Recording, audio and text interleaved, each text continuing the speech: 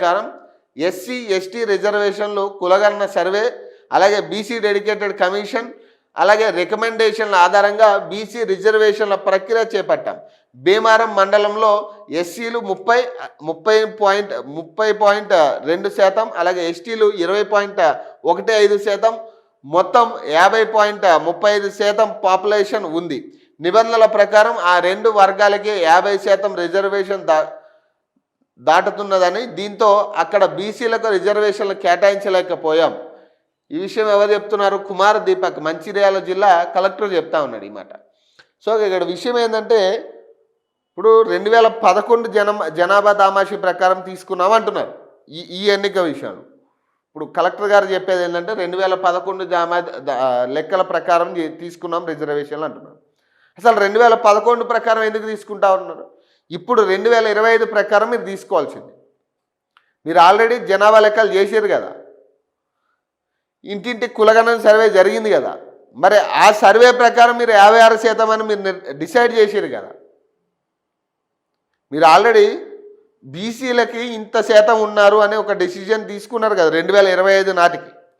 మళ్ళీ దాని ప్రకారం కదా మీరు వెళ్ళాల్సింది. 2025 జనాభా లెక్కల ప్రకారం మీరు వెళ్ళాలి కదా. 2011 ప్రకారం ఎందుకు వెళ్తున్నట్టు? అసలు మీరు చేసిన కులగణన సంబంధించి అఫీషియల్గా మీ వెబ్సైట్లో పెట్టిరా?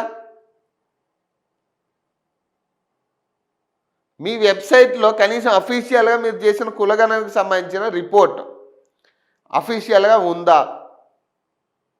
ఆల్రెడీ పెట్టి తీసేశారు. ఎందుకు తీయాల్సి వచ్చింది?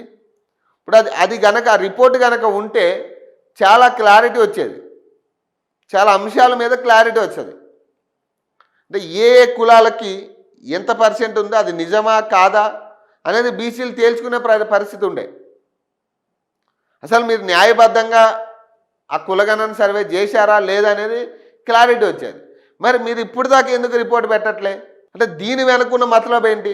ఇప్పటికీ కూడా కులగణన సర్వేకి సంబంధించిన రిపోర్ట్ అఫీషియల్గా మీ వెబ్సైట్లో లేవు. మరి దీన్ని బట్టి కూడా కొంత అనుమానాలు వస్తూ ఉన్నాయి. బీసీలకి న్యాయం చేయాలన్న ఆలోచన ఎక్కడ కనపడట్లే ఇక్కడ.